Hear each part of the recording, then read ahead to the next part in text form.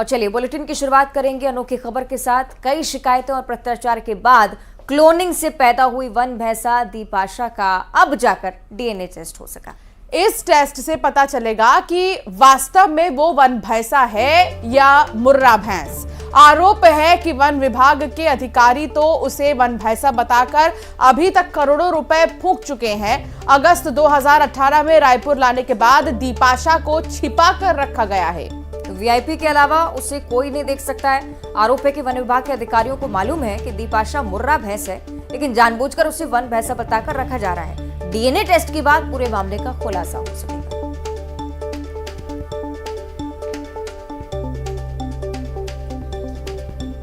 युगल तिवारी संवाददाता साथ जुड़ गए हैं। युगल, इस मामले में अब ताजा जानकारी क्या मिल रही है? जी बिल्कुल, देखिए जो मुर्रा भैंस है दीपाशा या फिर वो क्लोनिंग से पैदा हुई थी, तो उसको लेकर के जो डीएनए टेस्ट का लगातार मांग किया जा रहा था और उसके अब सैंपल भी ले लिए गए हैं। Wild life institute of India के पास डीएनए सैंपल भेजकर ये पता लगाया जाएगा और जिस तरह से जिस बाड़े में उसे रखा गया है, लगभग 1 करोड़ से अधिक का ये बाड़ा बताया जा रहा है। और इसमें सबसे बड़ी बात यही है, अगर ये मुर्रा नस्ल की भैंस का क्लोनिंग निकल जाता है तो विभाग की बड़ी बदनामी भी हो सकती है, क्योंकि इसे करोड़ों रुपए खर्च करके ये जो है क्लोनिंग किया गया था। तो इसमें कई तरह के सवाल तो खड़े हो रहे हैं, लेकिन वन्यजीव प्रेमियों की आपत्ति। दोनों प्रजातियों में अंतर क्या है युगल? जी बिल्कुल, देखिए ये क्लोनिंग से पैदा किया हुआ है और जो मुर्रा नस्ल की जो भैंसें हैं वो दरअसल दुधारू पशु में आती है और एक अच्छी दूध वो देती है, तो जनरली उसे पाला जाता है। और इसमें जिस तरह से क्लोनिंग की गई है वन भैंसे का, तो ये जो प्योर जो ब्रीड होता है जंगली, वो है या नहीं है इसका पता चल पाएगा, क्योंकि इसे लाया गया था और ये 9 साल पहले 12 दिसंबर 2014 को क्लोनिंग से ये पैदा हुई थी। तो एक बड़ा सवाल है और अब फिलहाल इसकी जो क्लोनिंग है उसकी जांच होगी, डीएनए टेस्ट है वो होगा। जी बहुत शुक्रिया युगल जानकारी साझा करने के लिए। बड़ी खबर आ रही है दंतेवाड़ा से, जहां पुलिस और नक्सलियों के बीच मुठभेड़ देखने को मिली। परलगट्टा के जंगल का ये पूरा मामला है। यहाँ पर आमने सामने होने पर पुलिस और नक्सली के बीच फायरिंग भी हुई। आपको बताएं कि इस मुठभेड़ में मौके से पुलिस को नक्सली सामान भी मिला है। जानकारी के अनुसार पुलिस की टीम सर्चिंग करके लौट रही थी और उसी दौरान सुरक्षा बल की टीम के साथ नक्सलियों की मुठभेड़ हो गई। तो दंतेवाड़ा से एक खबर, जहां पर अक्सर नक्सली और पुलिस के बीच मुठभेड़ को लेकर जानकारी सामने आती है। नक्सली सामग्री भी इस बार जब्त हुई है। सर्चिंग करके सुरक्षा बलों के जवान जैसे ही लौट रहे थे, उसी दौरान नक्सलियों से मुठभेड़, दोनों ही तरफ से फायरिंग हुई। बड़ी जानकारी ये कि नक्सली सामग्री बड़ी मात्रा में मिली है। परलगट्टा के जंगल, पुलिस नक्सली एक बार फिर से यहाँ आमने सामने थे। ये तस्वीरें उन सामानों की, उन चीज़ों की जो कि नक्सली के हवाले से पाई गई हैं। परलगट्टा के जंगल में नक्सली और पुलिस के बीच मुठभेड़ में कई सारे हथियार भी पाए गए।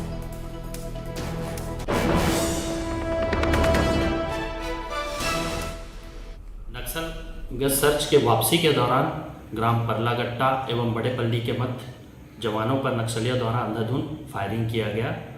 फायरिंग के जवाब में एवं आत्मसुरक्षात्मक जवानों ने भी जवाबी कार्रवाई किया। जवानों को भारी पड़ता देख नक्सली वहां से भाग गए। फायरिंग समाप्त होने के बाद घटनास्थल सर्च करने से घटनास्थल से 1 नग 12 बोर बंदूक और 8 नग 12 बोर राउंड, पिट्ठू, नक्सली वर्दी, नक्सली साहित्य एवं अन्य नक्सली दैनिक उपयोगी सामग्री बरामद किया गया। ट्रेन यात्रियों की मुसीबतें लगातार बढ़ती जा रही हैं। आज से 6 दिसंबर तक कटनी रूट की 30 गाड़ियों को रद्द करने का फरमान लागू भी नहीं हुआ था कि रेल प्रशासन ने रेलवे ट्रैक के आधुनिकीकरण के नाम पर 18 यात्री ट्रेनों को 27 नवंबर से 23 मार्च के लिए रद्द कर दिया है। तो ये ट्रेनें लगभग 3 महीने तक के लिए अलग अलग तारीखों पर रद्द रहने वाली हैं। ट्रेनों को रद्द करने की वजह से रेलवे ने आधुनिकीकरण का हवाला दिया है। उत्तर मध्य रेलवे के आगरा रेल मंडल में आधुनिकीकरण होना है और इस दौरान पलवल मथुरा सेक्शन में मथुरा में आधुनिकीकरण के कार्य के चलते 48 रेल गाड़ियों के रद्द होने की सूचना है। इसी के चलते यात्रियों में रेलवे प्रशासन के खिलाफ नाराजगी भी है।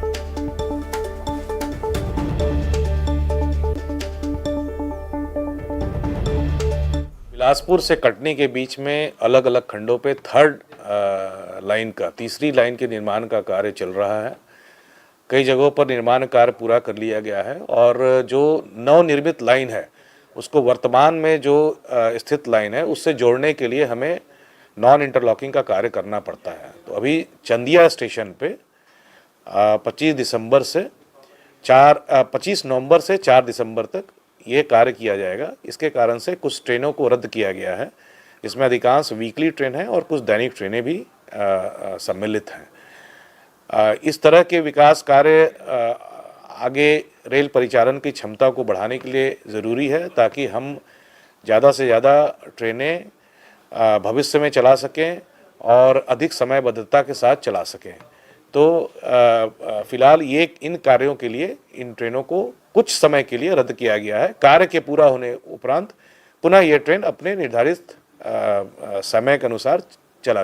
कटनी रूट के चंदिया में तीसरी लाइन जोड़ने की वजह से आज से 30 ट्रेनों को रद्द कर दिया गया। आप देख सकते हैं कि डिस्प्ले में भी उन ट्रेनों को दिखाया जा रहा है जो रद्द ट्रेनें हैं और यहाँ पर स्टेशनों में भी आप देख सकते हैं कि यहाँ पर जो यात्री हैं वो पूरी तरीके से यहाँ पर खाली नज़ारा दिखाई देगा, क्योंकि ये ट्रेनों के लगातार रद्द होने की वजह से जो घंटों यहाँ पर लाइन में लगकर टिकट काउंटरों में लोग टिकट के लिए जद्दोजहद करते थे, वो ऐसी स्थिति अब यहाँ पर नहीं दिखाई दे रही है। और आप देख सकते हैं कि लगातार ट्रेनों की वजह से जो यात्रियों के महत्वपूर्ण कामकाज है वो पूरी तरीके से प्रभावित हुए हैं और आज से फिर से 30 ट्रेनों को रद्द कर दिया गया है। 24 नवंबर यानी कि आज से 6 दिसंबर तक ट्रेनों को रद्द किया गया है। ये सहयोग सेंटर है, यहाँ पर सहायता केंद्र है। यहाँ पर आप देख सकते हैं कि इस प्रकार से डिस्प्ले लगा दिया गया है। बिलासपुर इंदौर नर्मदा एक्सप्रेस जो है वो कल से रद्द है और 4 तारीख तक के रद्द है। इसके अलावा इंदौर बिलासपुर नर्मदा एक्सप्रेस 24 यानी कि आज से 5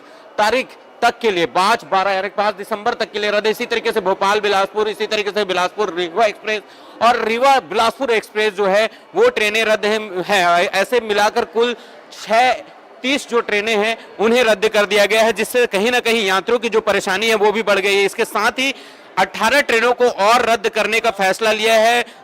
जो उत्तर मध्य के आगरा रेलवे स्टेशन में तीसरी रेल लाइन जोड़ने के काम की वजह से इन ट्रेनों को रद्द किया। हमारे साथ यात्री हैं, उनसे जानने की कोशिश करेंगे कि आखिर वो कहां के लिए सफर कर रहे थे और ये लगातार जो ट्रेनों के रद्द होने का जो सिलसिला है उससे किस तरीके से आप लोगों को परेशानी हो रही है। नाम बताओ।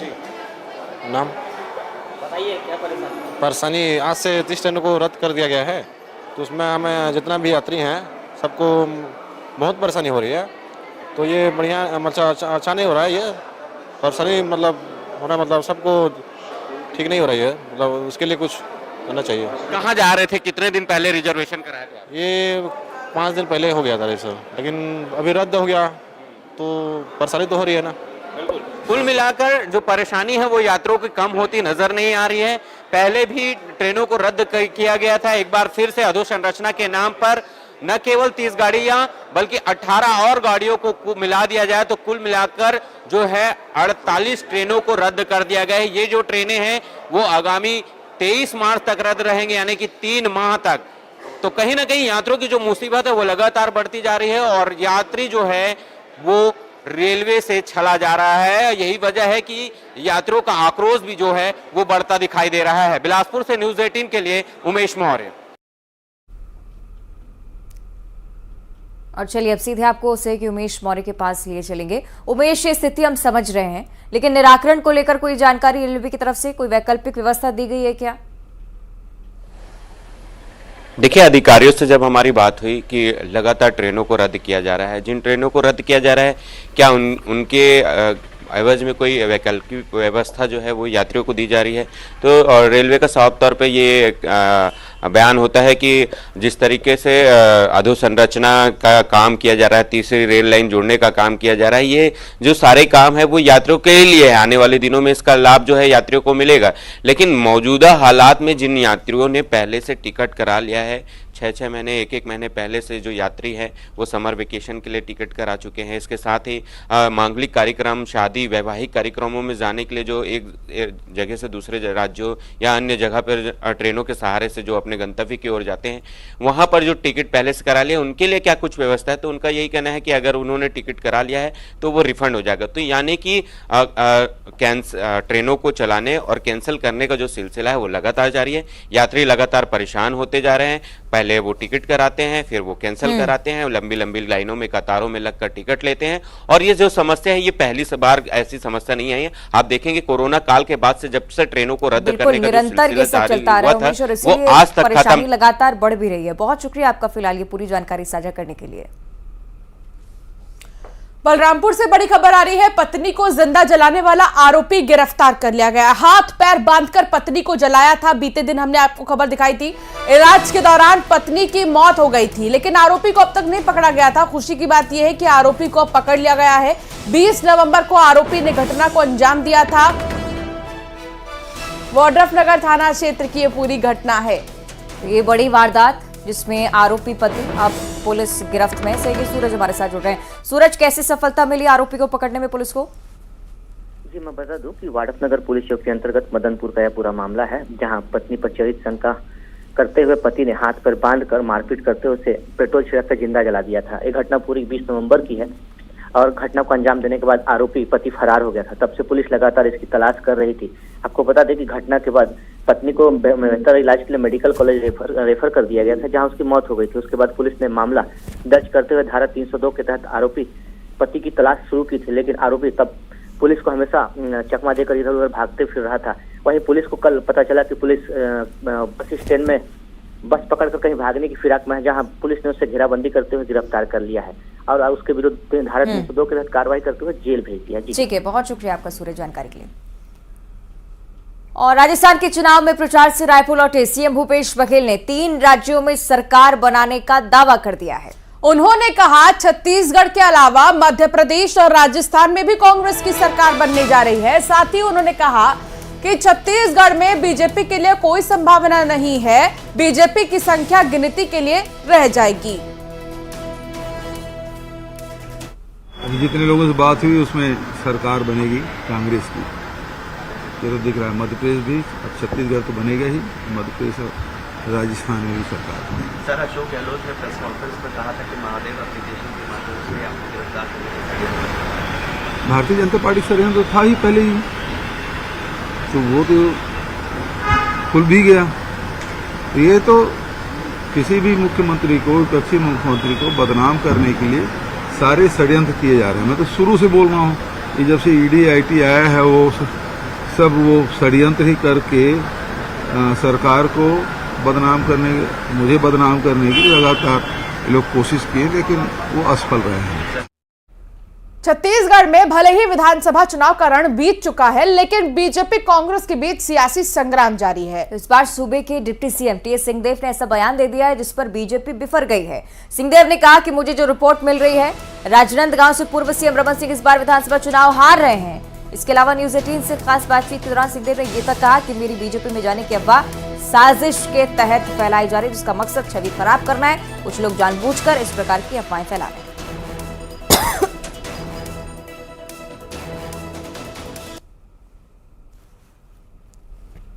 हमारे साथी आए थे, वो बोल रहे थे रमन सिंह हार रहे हैं वहां से, तो रमन सिंह जी की हार राजनांदगांव से भी अब बात हो रही है। मतलब आपको लगता है कि चौंकाने वाला नहीं होगा? चौंकाने वाला तो निश्चित रूप से होगा, लेकिन आकलन अब ये आ रहा है कि रमन सिंह हार सकते हैं। पूछना चाहती हूँ, जिसको लेकर ये अफवाह छत्तीसगढ़ में है कि जब नतीजे आएंगे उसके बाद में ये भी हो सकता है कि टीएस सिंहदेव जो है वो बीजेपी में शामिल हो जाए और मुख्यमंत्री बन जाए, इस तरह की चीजें भी। इसका आनंद वो लोग लेते हैं जो मेरी छवि प्रभावित करना चाहते हैं और मेरे कैरियर को आगे बढ़ने से रोकने की गिरी हुई कोशिश करना चाहते हैं, जिसके मिजाज थोड़े गिरे हुए टाइप के हैं। आम पब्लिक को आप ऐसा मत कहिए। मैं तो रोज फोन सुन रहा हूं कि आप ये बन जाते तो बस, अब आपको ये बनना है, अब आपको वो बनना है। अब सैकड़ों फोन मेरे को डेली आ रहे हैं, तो किस पब्लिक की बात आप कर रहे हैं? कुछ लोगों की ऐसी मंशा हो सकती है कि जो चाहे इस प्रकार का प्रचार करके मेरी छवि भी प्रभावित करने की कोशिश करें। और राजनीति में मुझे नुकसान पहुंचाने की कोशिश की। और सूबे के डिप्टी सीएम सिंहदेव ने जैसे ही रमन सिंह का नाम लिया, बीजेपी की तरफ से पलटवार आने में देर नहीं लगी। बीजेपी की तरफ से पलटवार करने का जिम्मा संभाला पाटन से सीएम बघेल के खिलाफ बीजेपी उम्मीदवार और बीजेपी सांसद विजय बघेल ने। सिंहदेव ने रमन सिंह के हारने की रिपोर्ट का जिक्र किया, जिसके बदले में विजय बघेल ने पाटन से सीएम भूपेश बघेल का हाल सिंहदेव से पूछ लिया। उन्होंने कहा कि कौन हार रहा है ये तो रिजल्ट बताएगा, लेकिन पहले अपने मुख्यमंत्री के बारे में देख लें। वहीं सिंहदेव के बीजेपी में जाने की अटकलों वाले बयान पर बीजेपी सांसद ने कहा, डिप्टी सीएम के बीजेपी में आने की हवा कहां से उड़ाई गई, ये सिंहदेव जाने और हवा उड़ाने वाले जाने। अपना देखे हो, हमारे ऊपर आरोप लगाना बंद करे, रिजल्ट बताएगा कौन हार रहा है कौन जीत रहा है। तो अपने मुख्यमंत्री के बारे में भी थोड़ा बोल दे तो ज़्यादा अच्छा रहेगा। इनके झूठ से परेशान, त्रस्त और इतने प्रताड़ित हुए हैं कि इनके एक शब्द में भी विश्वास करना अब वो गंवारा नहीं समझ रहे हैं जनता, और उसका प्रतिफल मतदान केंद्र में दिखा है, मशीन जो वोटिंग मशीन में दिखा है, और वो 3 तारीख को स्पष्ट हो जाएगा। पेंड्रा में घूसखोर पटवारी को कलेक्टर ने निलंबित कर दिया। दरअसल पेंड्रा तहसील के बंधी गांव का पटवारी का 4000 की रिश्वत लेते वीडियो वायरल हुआ था। इसमें पटवारी पेंड्रा के रहने वाले किसान से जमीन की चौहद्दी बनाने के नाम पर 4000 की रिश्वत ले रहा था। वायरल वीडियो में साफ आप देख सकते हैं किस तरह से पटवारी चौहद्दी के एवज में खुलेआम पैसा लेते हुए नजर आया।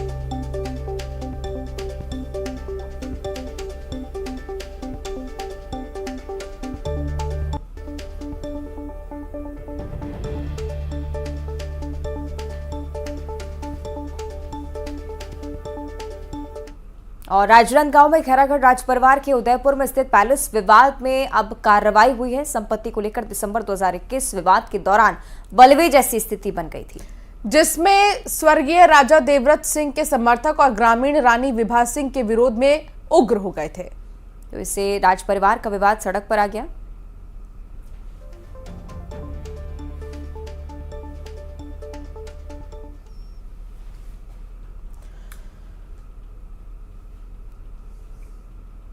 खबर अंबिकापुर से है, जहां चोरी के आरोप में नाबालिग सहित 2 आरोपियों को गिरफ्तार किया गया। तो चोरों ने 2 बार दुकान में चोरी की थी। दुकान से 3 लाख से ज्यादा रुपए उड़ा लिए। चोरी के पैसे से बाइक और मोबाइल खरीदे थे। चोरी करते चोर सीसीटीवी कैमरे में कैद हुए थे। कोतवाली थाना क्षेत्र की पूरी घटना। मामले में एक नाबालिग सहित 2 आरोपी गिरफ्तार हुए हैं। चोरों ने दुकान में 2 बार चोरी करने की कोशिश की। तस्वीरें आपकी टीवी स्क्रीन पर हम आपको दिखा रहे हैं। ये वो सीसीटीवी फुटेज है जिनके आधार पर पुलिस की तरफ से कार्रवाई की गई है। बदमाश आपको नजर आएंगे किस प्रकार से चोरी की वारदात को अंजाम दे रहे हैं।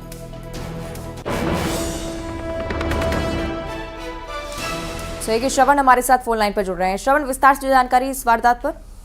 देखिए, गुरप्रीत सिंह भाटिया हैं, इनके खालसा ट्रेंडिंग की दुकान है जिसमें टायर और पार्ट्स की दुकानें हैं।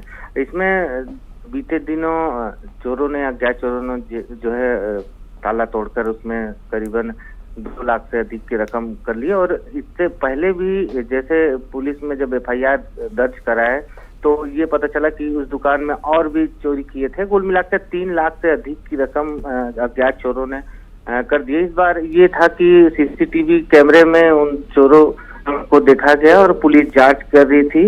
ये दुकान जो है कोतवाली थाना क्षेत्र के ब्रह्म रोड पंचशील गली में स्थित है। और लगातार जिस तरह से चोरी की वारदात अंबिकापुर शहर में बढ़ रही है और पुलिस भी हालांकि चोरों को पकड़ने में कामयाब हासिल हो रही है। और ये जो चोर थे वो शहर के ही चोर थे, गांधीनगर इलाके के रहने वाले थे, लेकिन इनका ठीक है, हालांकि चोरी मिलाकर बड़ी सफलता गिरफ्तारी करने पर। बहुत शुक्रिया आपका श्रवण जानकारी के लिए। और इसी के साथ इस बुलेटिन में इतना ही। खबरें आगे भी जारी रहेंगी, आप बने रहिए हमारे साथ।